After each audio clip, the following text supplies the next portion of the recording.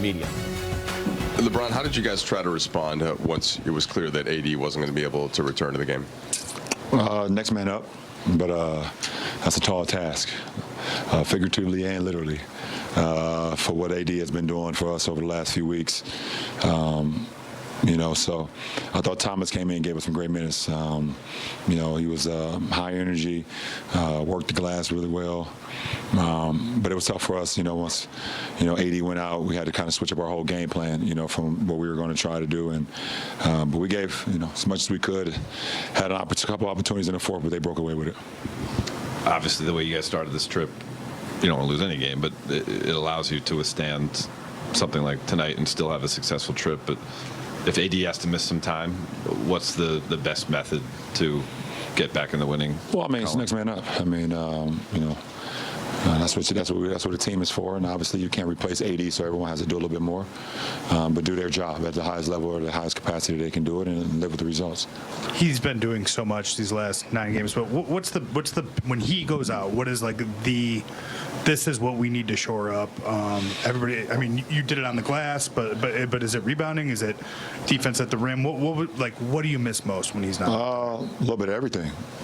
He's giving us everything, both scoring, defense, obviously rebounding, blocking shots around the rim, length.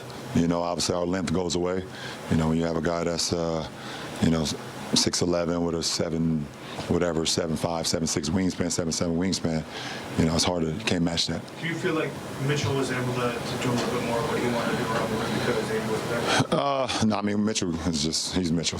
He did a great job of penetrating our gaps, making some tough shots all night and getting to a real good comfort. But he's a special kid. Obviously, the fourth quarter got away from you guys, but up until that point, especially when you guys were tied at 92, is that something that even in the loss, even with the result, that's something you can dig out of this game and maybe speaks to the character? No. We're not a young ball club. We lost and we move on.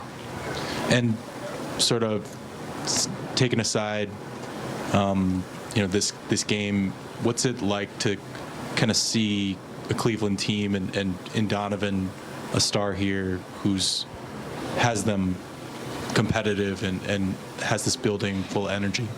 Well, they were competitive before Donovan got here, but I thought, them adding him made them even more dynamic. If you watched them last year, you saw how competitive they were as well.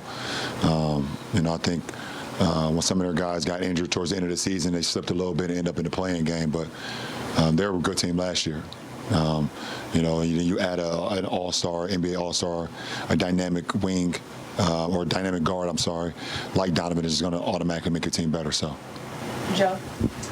You've been back here a bunch of times, been celebrated a bunch of times, video tributes, standing ovations, but did this one, not the standing ovation part, but the video tribute, did this one catch you off guard at all tonight? Surprise you at all? Yeah, a little bit. But it's always love coming back here.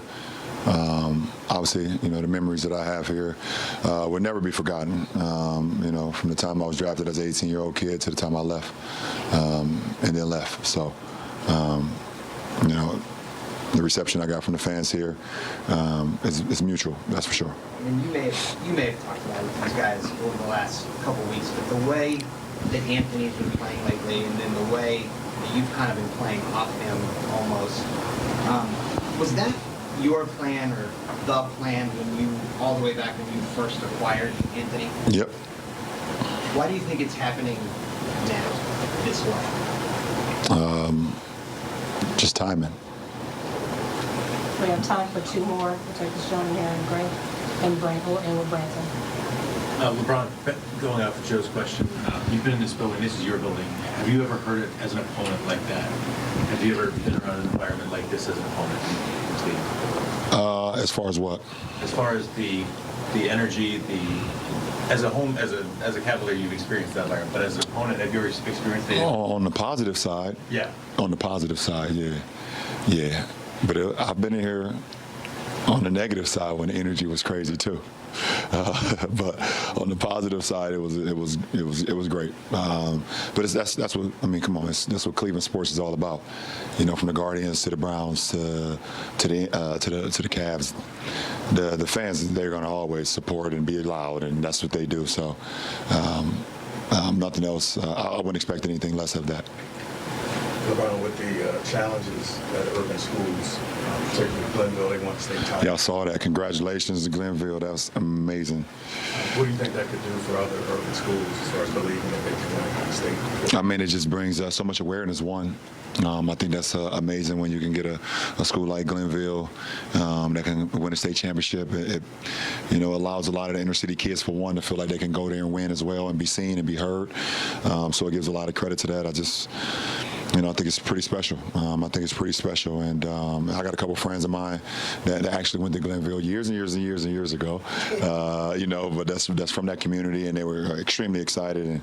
And Coach Ginn is always, he's a friend of ours, and obviously his son Teddy Ginn is a friend of ours. And so, just seeing the success that they had, and make that run and be able to bring a state championship back to the city, to the inner city is. It brings a lot to not only to the sports side of the inner city, but also just to the community in general. Thanks, OJ. Yep. Thank you.